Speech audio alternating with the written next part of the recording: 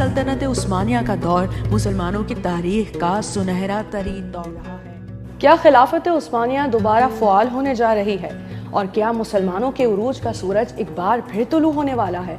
इस हवाले से इलेक्ट्रॉनिक, प्रिंट और सोशल मीडिया पर मुख्तलिफ तबसरे किए जा रहे हैं, लेकिन ये अचानक खिलाफत उस्मानिया की फ़आली के चर्चे क्यों शुरू हो गए हैं? क्या वाकई ऐसा होने जा रहा है? दरअसल इसकी एक वजह है।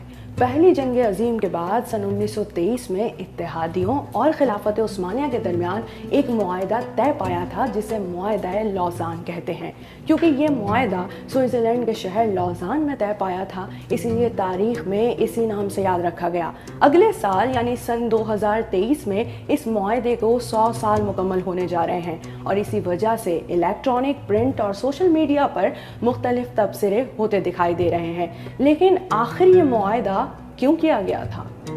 दरअसल हुआ कुछ यूं कि सन 1914 से 1918 तक जारी रहने वाली पहली जंग अजीम में इत्तेहादी, जिनमें रोमन एम्पायर, बरतानिया, फ्रांस और सर्बिया शामिल थे, जर्मनी, हंगरी, ऑस्ट्रिया और खिलाफत उस्मानिया के खिलाफ चढ़ दौड़े। दो ग्रुप्स के दरमियान होने वाली इस आलमी जंग में ऑटोमन्स यानी उस्मानियों को शिकस्त उठानी पड़ी और वो अपने इत्तेहादियों समेत हार गए।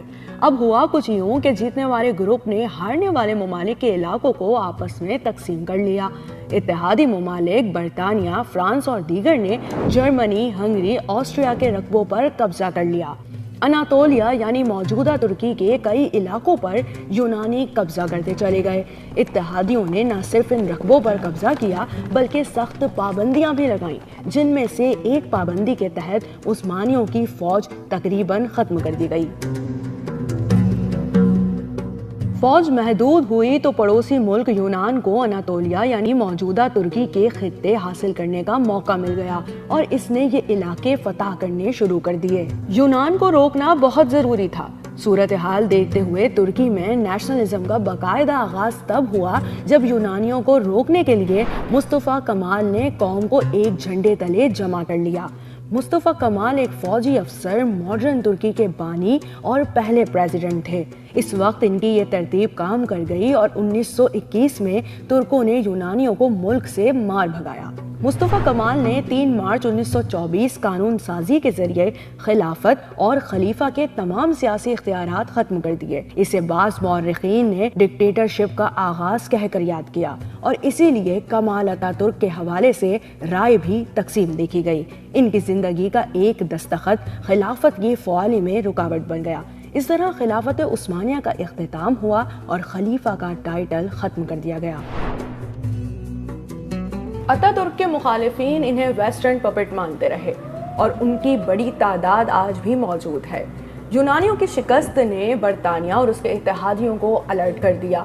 ये ग्रुप चाहता था कि कुछ शराइत के जरिए तुर्की को पाबंद किया जा सके, जिसके लिए किसी मुआहदे का नाफिजुल अमल होना जरूरी था और यूं मुआहदा लौज़ान तैयार किया गया।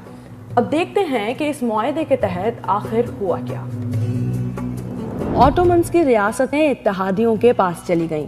मनसब खिलाफत खत्म हुआ और खलीफा को उनके अहले खाना के साथ मुल्क बदर कर दिया गया। मुआहदे के तहत तुर्की को पाबंद किया गया कि वो पेट्रोल के लिए ना अपनी सरजमीन पर और ना ही कहीं और ड्रिलिंग कर सकेगा और इसे जरूरत का सारा पेट्रोल इंपोर्ट करना होगा।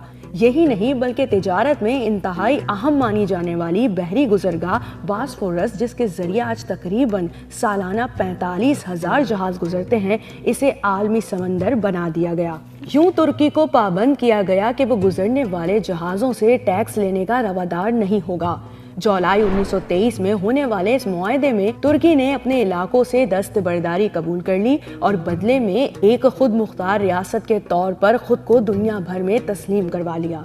अब बहुत से लोग ये सोच रहे हैं कि अगर ये मुआहदा खत्म होता है तो वो इलाके जिनसे तुर्की माजी में दस्तबरदार हुआ था, जिनमें उर्दन, लबनान, इराक वगैरह शामिल हैं, क्या इन पर एक बार फिर तुर्की की हुक्मरानी होगी? موجودہ حکمران یعنی صدر طیب اردوان کے پاس یہ اختیار بھی ہوگا کہ وہ منصب خلافت بحال کر سکیں اور مسلمانوں کو ایک بار پھر رہنما ملے گا۔